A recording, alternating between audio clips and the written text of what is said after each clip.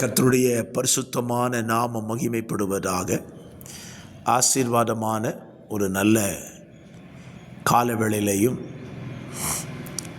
பாளையங்கோட்டை இந்திய தேவ சபையிலிருந்து காலை மன்னாவை உங்களுக்கு வழங்குவதில் மிகுந்த சந்தோஷம். கிருபையாய் கர்த்தர் கொடுத்த நல்ல நாளுக்காக கர்த்தரை துதிப்போம். இந்த நாள் தேவன் நமக்கு ஆசீர்வாதமாய் மாற்றி தருவாராக. வாரத்தின் முதல் நாள் செப்டம்பர் மாதம் 28ஆம் தேதி. இந்த நாளை தேவாலயத்தில் சென்று தேவனை ஆராதிப்பதற்கென்று செலவிடுங்கள். அது உங்களுக்கு நன்மையை கொண்டு வரும்.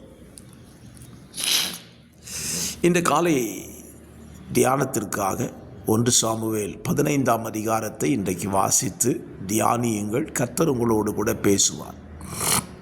இந்த அதிகாரத்தில் தேவனுடைய இருதயத்தில் நீண்ட ஆண்டுகளாக அவர் வைத்திருந்ததான ஒரு காரியத்தை சவுல் ராஜாவினிடத்தில் நிறைவேற்ற சொல்வதையும், அதில் சவுல் ராஜா தவறி அது கர்த்தருக்கும் சாமுவேலுக்கும் வருத்தத்தை கொண்டு வந்ததையும், தேவன் சவுலிடத்திலிருந்ததான ராஜ்யபாரத்தை எடுத்து அவனை பார்க்கில உத்தமனாய் இருக்கிற வேறொருவனுக்கு கொடுக்க விரும்பினதை குறித்தும் இந்த அதிகாரம் நமக்கு விவரித்து சொல்லுகிறது.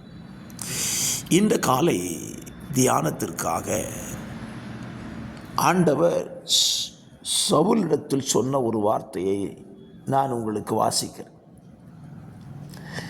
2ஆம் வசனம். சேனைகளின் கர்த்தர் சொல்லுகிறது என்னவென்றால், இஸ்ரவேலர் எகிப்திலிருந்து வந்தபோது அமலேக்கு அவர்களுக்கு வழிமறித்த செய்கையை மனதில் வைத்திருக்கிறேன். அமலேக்கு இஸ்ரவேல் ஜனங்களுக்கு வழிவிடாமல் வழிமறித்து அவர்கள் பின்தண்டில் பலவீனப்பட்டவர்களை வெட்டினதை வேத புத்தகம் நமக்கு படித்து கொடுக்கிறது. அது தேவனுடைய மனதை பாதித்திருந்தது. தன் ஜனத்துக்கு வழிவிட மறுத்ததான அமலேக்கை வானத்தின் கீழெங்கும் இராதபடி நிக்கிரகம் பண்ணுவேன் என்று மோசேயின் காலத்திலே கர்த்தர் சொன்னார். அதை இத்தனை ஆண்டுகள் அவர் அதை காத்து வைத்திருந்து இப்பொழுது அதை நிறைவேற்றும்படி தேவன் தீர்மானிக்கிறார். இந்த காரியத்தை சவுலிடத்தில் சொல்லி, நீ அமலேக்கை முற்றிலும் சர்வ சங்காரம் பண்ண வேண்டும் என்று சொன்னார். இது தேவனுடைய இருதயத்தில் இருந்தது. என்னை கேட்கிற அருமையான கர்த்தருடைய பிள்ளைகளே, இன்றைக்கும் நம்முடைய வாழ்க்கையில் தேவனுடைய இருதயத்தில் இருக்கிறதை நிறைவேற்றுவது தான் நமது கடமையே தவிர, நமக்கு எது விருப்பமோ அதை நாம் நிறைவேற்றக்கூடாது. தேவனுடைய இருதயத்தில் இருக்கிறதை நிறைவேற்றுவது தான் மனிதனின் கடமை. ஆனால் மனிதர்களாக இருக்கிற நாம் என்ன செய்கிறோம்? நம்முடைய இருதயத்தில் என்ன தோன்றுகிறதோ அதைத்தான் செய்ய முற்படுகிறோம். அதைத்தான் ஆண்டவர் விரும்பவில்லை அல்லது வெறுக்கிறார் என்று சொல்லுகிறேன். இன்றைக்கு நம்முடைய இருதயத்தில் என்ன இருக்கிறது?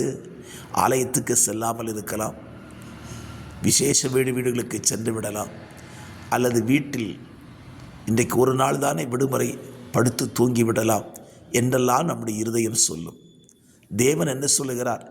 இந்த நாள் என்னுடைய நாள், என்னுடைய சமூகத்தில் போய் என்னை ஆராதிக்க வேண்டிய நாள், கடந்து போ என்று தானே சொல்லுவார்.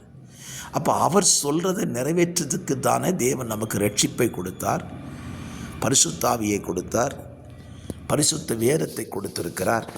இதை நாம் செய்யாமல் நம்முடைய இருதயத்தின் விருப்பத்தின்படி நடந்து கொண்டிருப்போமானால் ஆண்டவருடைய மனது சவுலை குறித்து எப்படி வருத்தப்பட்டதோ அப்படியே நம்மை குறித்தும் வருத்தப்படும் அல்லவா?